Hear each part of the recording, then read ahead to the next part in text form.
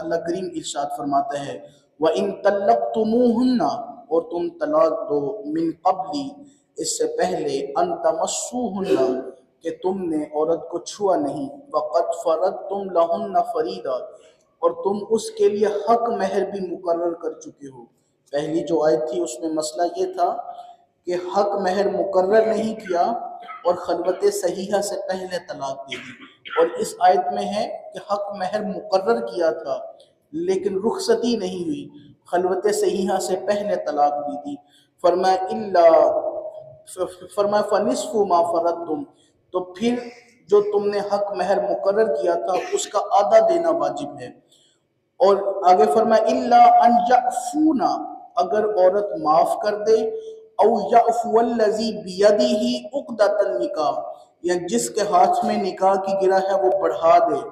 فرمایا وان تعفو اقرب للتقوی اور بڑھا دینا یہ زیادہ پرہیزگاری ہے۔ پھر فرمایا وَلَا تَنْسَوُا الْفَضْلَ بَيْنَكُمْ اور آپس میں فضل کو نہ بھولنا، جو تمہارے درمیان اللہ کا فضل تھا اس کو نہ بھولنا۔ إِنَّ اللَّهَ بِمَا تَعْمَلُونَ بَصِيرٌ بے شک اللہ ان چیزوں کو دیکھنے والا ہے جو تم کرتے ہو۔ اس آیت مبارکہ میں 2 سے 3 چیزیں بیان کی ہیں۔ پہلی چیز اللہ نے فرمایا کہ اگر تم عورت کا حق مہر مقرر کرتے ہو اور رخصتی سے پہلے طلاق دیتے ہو تو حکم یہ ہے کہ آدھا حق مہر دینا واجب ہے۔ پھر آگے ساتھ میں فرمایا کہ اس آدھے میں سے اگر وہ عورت معاف کرنا چاہے اجازت ہے، معاف کر سکتی ہے۔ پھر فرمایا او یعفو الذی بیدہ عقدۃ النکاح یا جس نے آدھا دینا جس پر واجب ہے وہ اس پر زیادہ دینا چاہے تو دے سکتا ہے، معاف کرنے کی بھی اجازت، اور اگر مرد زیادہ دینا چاہے اس کو بھی اجازت دی۔ پھر ساتھ میں وہ فارمولہ بھی بتا دیا، فرمایا وَأَن تَعْفُوا أَقْرَبُ لِلتَّقْوَى فرمایا پرہیزگاری اسی میں ہے کہ مرد آدھے سے زیادہ ہی دے۔ اور پھر آخری بات جو اللہ نے یہاں پر کی بہت ہی سمجھنے والی بات ہے، فرمایا وَلَا تَنْسَوُا الْفَضْلَ بَيْنَكُمْ فرمایا جو آپس میں تمہارے درمیان اللہ کا فضل تھا اس کو نہ بھولنا۔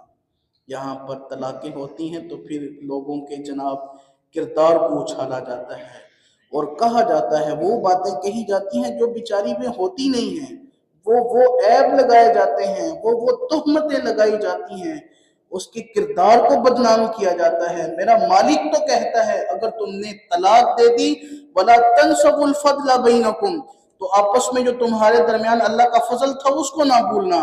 پھر فرمایا إِنَّ اللَّهَ بِمَا تَعْمَلُونَ بَصِيرٌ ہاں سنو جو تم کرتے ہو اللہ خوب دیکھنے والا ہے۔ میرے معاشرے کے یہ بھی تنزلی کا ایک سبب ہے، پہلے طلاقیں ہوتی ہیں، طلاقوں سے پہلے بھی کچھ لوگ ہیں جو نفرتوں کے بیج بوتے ہیں، میاں بیوی کے درمیان جو نفرتوں کے بیج ڈالتے ہیں۔ یاد رکھیے ایسے لوگ دنیا میں بھی ذلیل ہوتے ہیں اور میدان محشر میں بھی یہ ذلیل ہوں گے۔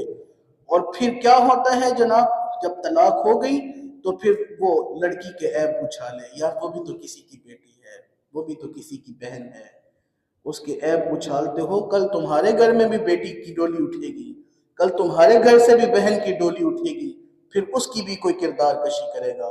اور سنو میرے رسول اللہ صلی اللہ علیہ وسلم نے کیا فرمایا، کریم آقا علیہ الصلوۃ والسلام فرماتے ہیں اگر کسی نے کسی کو اس جگہ پر ذلیل کیا، اس جگہ پر رسوا کیا جہاں پر اللہ نے اس کی عزت بنائی ہوئی تھی، یہاں پر لوگ منہ اٹھا کر بات کر دیتے ہیں اور کسی بات کا پتہ بھی نہیں ہوتا، دلیل اور ثبوت بھی کوئی نہیں، پروف بھی کوئی نہیں، جب پوچھا جائے تو میں تو فلانے کو سنیا سے سنی سنائی باتیں۔ فرمایا جھوٹے بندے کے لیے سب سے بڑی بات یہ ہے وہ کہتا ہے میں نے سنی ہوئی بات کی ہے، عقل مند اور سچا بندہ کبھی سنی ہوئی بات کرتا ہی نہیں ہے، وہ دلیل سے بات کرتا ہے، وہ پروف سے بات کرتا ہے۔ تو رسول اللہ صلی اللہ علیہ وسلم نے فرمایا کہ جس نے کسی کو اس جگہ پر رسوا کیا جہاں پر اللہ نے اس کی عزت بنائی ہوئی تھی، فرمایا اللہ اسے اس جگہ پر رسوا کرے گا جہاں اس کی عزت بنی ہوئی ہے۔ یہاں پر لوگ باتیں کرتے ہیں، کردار کشی کرتے ہیں، کردار پر انگلیاں اٹھاتے ہیں۔ اور میرے بھائی، میرے عزیز، میرے دوست، میرے محترم، خدا کا واسطہ دین کو سمجھ لو، خدا کا واسطہ شریعت کو سمجھ لو۔ میرے مصطفیٰ صلی اللہ علیہ وسلم کا دین بہت وسیع ہے، حضور صلی اللہ علیہ صلی اللہ علیہ وسلم کی رحمت بڑی وسیع ہے، اللہ کی رحمت بڑی وسیع ہے۔ خالق کائنات اللہ عز و جل کی بارگاہ میں دعا کرتے ہیں، الہی ہمیں صحیح معنوں میں قرآن و حدیث پڑھنے، پڑھ کر سمجھنے اور سمجھ کر عمل کرنے کی توفیق عطا فرمائے. آمین بجاہ طٰہٰ و یاسین.